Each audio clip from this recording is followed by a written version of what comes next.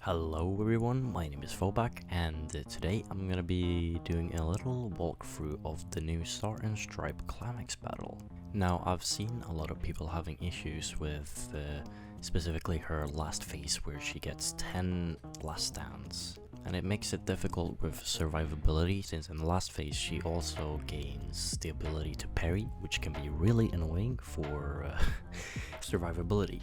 Unfortunately, as you can see, most of my characters that I'm using are limited, so most characters that you see on my team aren't as accessible to you as the last two characters on my sub-slot, because they're obviously from the gen pool.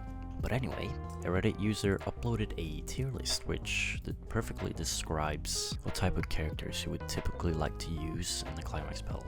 So, ability and mind type characters are disadvantaged, so you're typically not going to use those types of characters. So when I made my team, my basic thought was to have a main damage dealer, which is power to change the future Deku, and lucky for me, he gives a lot of cooldowns, so I don't have to worry about that when we switch to the next phase. And then I put Toga in the first slot, since if Deku dies, then I can use Toga to get rid of Star and Stripe's last stands in the last phase.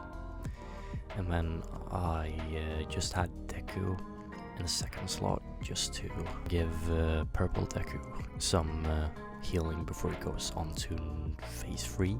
And I picked Toru for the fourth slot, just so I could buff for 100% Deku. And then obviously I picked for 100% Deku, so he could cover his allies and also be a main factor for my survivability. Let me show you how my turn went. So with this Climax Battle, Star and Stripe actually comes with a new status effect that's called New Order.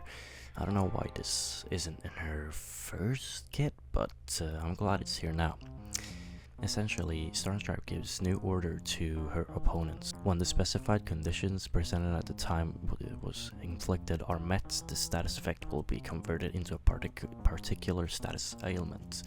So, basically, in short, she just gives you a status ailment based on the conditions of the battle. So sometimes she'll just stun you, and I'm not even gonna lie, it's gonna feel very unfair. But for the most part, it's luck. So yeah.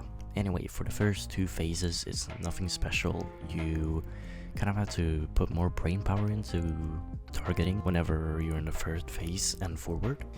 But in other news, the new episode of My Hero Academia was released today, and not to spoil anything, but it was really great. A lot of people thought it was terrible because there was a lot of talking and, you know, not a lot of action. But I don't get why they're complaining, because this was exactly what was happening in the manga. But then you have to take in hand and consider that most of them were probably anime onlys, and were probably just upset that they didn't get any more any more action. But speaking of animation, it was really great. I was not expecting that. Anyways, back on topic. Right before I enter the next phase, since I wasn't enough, I want to make sure that I have as many action skills on my third slot as possible. So I'm just skipping his actions here, and yeah, on to phase 3.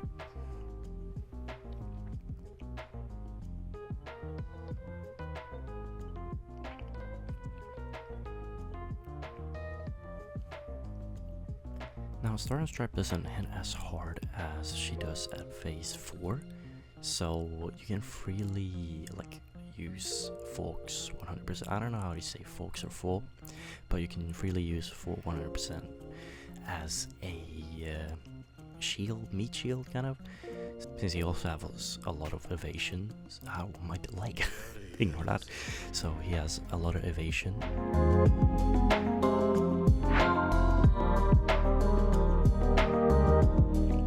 Always make sure to buff him up as much as possible using Toru, and I also make sure to pop plus ultra as soon as all three have them, so I can get all the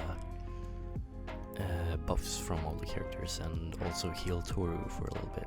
We are about to enter phase 4, so let me pop all 3 plus ultras.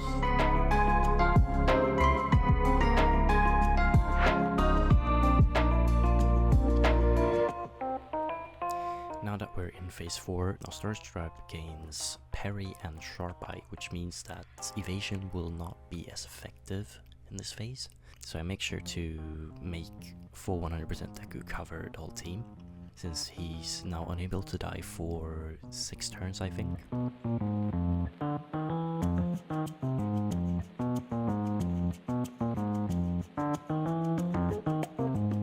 And now if full 100% Deku dies, I can just use Toga to remove her last stand, since she is now at 1 HP. Now, forgot to mention this, but she will occasionally gain block. But it's not big of an issue, since all of my units hit pretty hard for what we are, essentially. But it's kind of to be expected, since we're all DPS characters.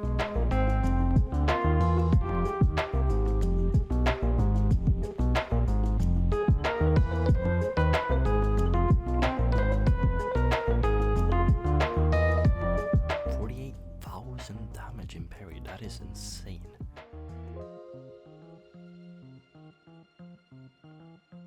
If the 100 million celebration Deku did that much damage, I think he'd be meta.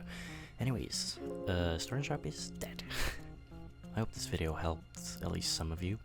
If it did help, make sure to like and subscribe, and leave a comment on how your runs are going. Anyways, I hope to see you in the next video, and I hope you'll have a good one. Goodbye.